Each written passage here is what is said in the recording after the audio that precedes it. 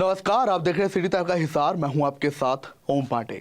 BJP ने कहा था कि वो हारे हुए प्रत्याशियों को भी साथ लेकर चलेगी, सबको तवज्जो दी जाएगी, लेकिन ऐसा नहीं हो रहा है, खासकर कमल गुप्ता के साथ जो कि पूर्व मंत्री हैं। ऐसा हमारा नहीं बल्कि उनके करीबों का कहना है। क्यों, इस पर अब हम विस्तार से चर्चा करेंगे।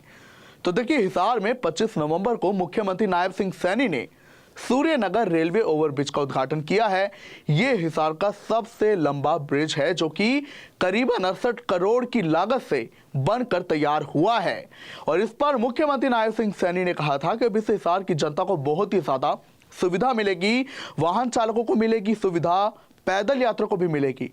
लेकिन इसी बीच खबर ये आ रही है कि कमल गुप्ता जो कि हिसार से ही पूर्व विधायक हरियाणा की सरकार में पूर्व मंत्री रहे हैं, उनका ये ड्रीम प्रोजेक्ट था, पर वो तो इसमें शामिल ही नहीं हो पाए।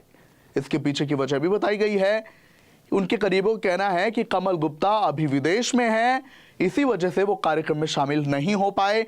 लेकिन उनके करीबी जो हैं समर्थक इस बात से आहत हैं कि कमल गुप्ता को इस बारे में सूचना तक नहीं दी गई कि 25 नवंबर को मुख्यमंत्री हिसार आएंगे और वो रेलवे ओवरब्रिज का उद्घाटन करेंगे। इस वजह से वो आहत हैं उनके समर्थक।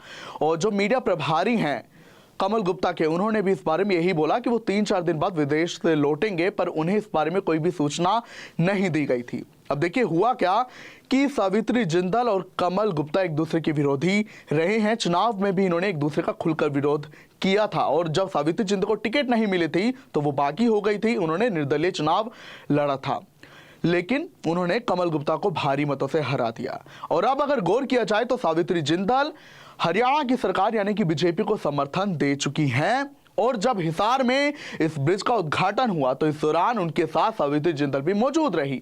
यानी एक तरीके से जो ड्रीम प्रोजेक्ट था कमल गुप्ता का, माने कि वो विधायक नहीं रहे, मंत्री भी नहीं रहे, जाहिर सी बात है, तो वो इस कार्यक्रम में शिरकत कर सकते थे और साथ रह सकते थे। लेकिन उन्हें ऐसा कहा गया है उनके करीबियों का कि उन्हें सूचना तक नहीं दी गई, यानी उन्हें बुलाया भी नहीं गया और उनकी गैर हाजिरी में ही मुख्यमंत्री ने उद्घाटन कर दिया, जिस बात से उनके समर्थक आहत हैं। इसके पहले आपको ये जानकारी दे दें कि सूत्रों के हवाले से खबर आई थी कि जब पंचकुला में बीजेपी की बैठक हुई थी तो वहां पर कमल गुप्ता काफी तल्खी लिए हुए थे। उन्होंने ये बात कह दी थी कि मुझे टिकट हराने के लिए दी गई थी और जो हमारे ही नेता हैं उन्होंने मेरा नहीं बल्कि सावित्री जिंदल का साथ दिया, और जिन्होंने दिया भी एक आध ने, वो बस दिखावे के तौर पर, और इसी वजह से मैं भीतरघात के चलते हार गया। तो ये सूत्रों के हवाले से खबर आई थी और अब ये खबर आई है कि कमल गुप्ता के जो समर्थक हैं वो इसी बात से आहत हैं और उन्हें क्योंकि इस बारे में सूचना नहीं दी गई थी, वो विदेश में थे और उनकी गैरहाजिरी में ही जो उनका एक ड्रीम प्रोजेक्ट था सूर्यनगर रेलवे ओवरब्रिज,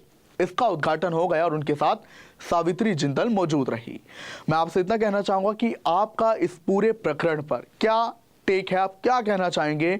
लेकिन दूसरी तरफ आप सूर्यनगर रेलवे ओवरब्रिज पर भी अपनी राय रखें, ये जो सबसे लंबा ब्रिज बना है और क्या कुछ इससे फायदा होगा ये भी बताएं। फिलहाल इजाजत चाहूंगा, नमस्कार, देखते रहिए सिटी तहलका।